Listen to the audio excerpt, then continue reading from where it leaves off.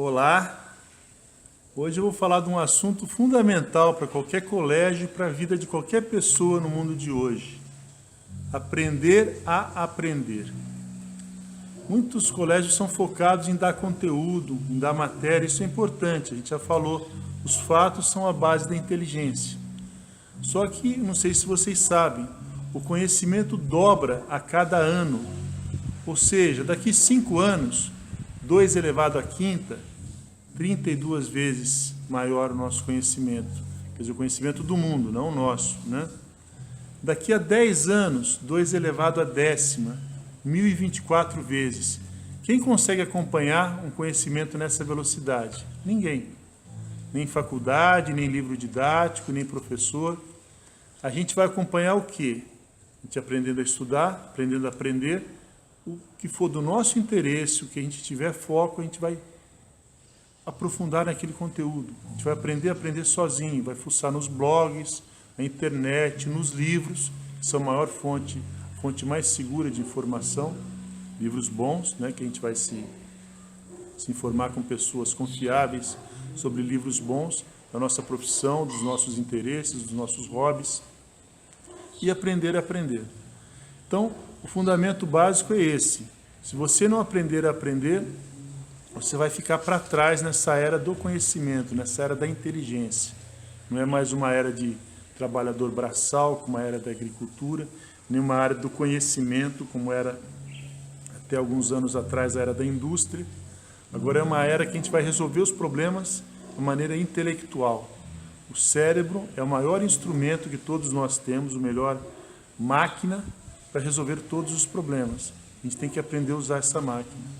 Aprender a aprender para usar o nosso cérebro com eficácia, com criatividade, imaginação, etc.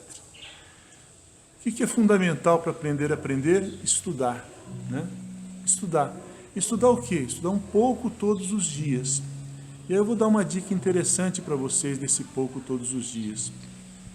A gente lembra muito do que a gente aprende assim da nossa experiência inicial e da nossa experiência final, em qualquer assunto. Pode ser numa conversa, você lembra do começo da conversa e do final da conversa. O meio da conversa, o meio da aula, às vezes a gente se perde. Então é interessante o que? No estudo, fazer vários intervalos, né? Tem até uma técnica chamada Pomodoro. A cada 20 minutos você para de estudar, interrompe 5 minutos e volta. Esse tempo, 20 minutos, meia hora, 15 minutos, depende da pessoa, depende do conteúdo e depende do grau, da profundidade do assunto. Mas é importante você fazer essas pausas. As pausas vão fazer a gente fazer vários inícios e finais. Então, eu comecei agora, daqui 15 minutos eu paro. Então, o intervalo para eu ficar perdendo coisas no meio do caminho é bem menor. Se a gente aprender a fazer anotações, aprender a consultar, aprender a associar ideias, riscar no livro o que é importante, a gente vai aprender a aproveitar melhor esses 15, 20 minutos antes do intervalo. Mas isso é para uma outra ocasião. Então fica primeiro essa ideia. A gente grava bem o que está no início e o que está no final de um conteúdo, de uma coisa que a gente está estudando. Então, não alonga isso por 1 hora, 2 horas, 3 horas, você vai entender tudo, mas vai fixar muito pouco. A memória vai descartar quase tudo, certo? Então, do estudo diário é um pouco todos os dias, e esse pouco que a gente estuda, 1 hora, 2 horas ou 3 horas, sei lá, com intervalos. Esses intervalos são fundamentais para o estudo. Depois, a técnica que a gente já até foi assim meio espalhado que o colégio ideal é um mapa mental. Não, o colégio ideal é muito mais do que mapa mental. Mas mapa mental é uma ferramenta muito bacana que a gente usa, porque ela usa a imaginação e a associação, que é uma linguagem universal, para a gente fixar conteúdos, para a gente dar significado para aquilo que a gente está estudando, para a gente criar propósito para aquilo que a gente está estudando, e é uma ferramenta fácil para a gente fazer as revisões. Então, treinar fazer mapas mentais é uma ferramenta assim, muito bacana, que vai ajudar a gente a aprender muito melhor. E por último, eu quero passar para vocês uma ideia do quebra-cabeça. O quebra-cabeça ele define o que é uma aprendizagem. A gente muitas vezes recebe vários pedaços de conhecimento, de várias matérias e tal, mas o nosso cérebro tem que juntar isso, tornar aquilo uma coisa significativa. É como se fosse mostrar um quebra-cabeça. Por isso que a gente fala que o livro é muito melhor do que uma apostila separada em vários tópicos. Por quê?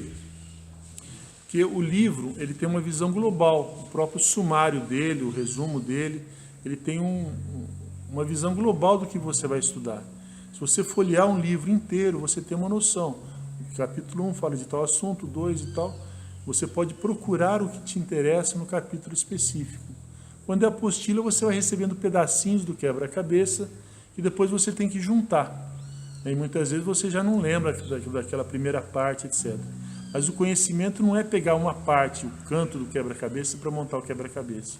É separar as partes, separar as cores, montar os pedaços e depois juntar esses pedaços. Essa é a formação do nosso conhecimento.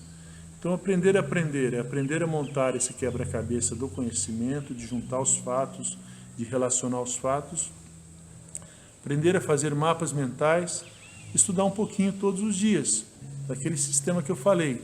O tempo que a gente for estudar, dividido em pedaços de tempo menores. Ok? Até a próxima, gente.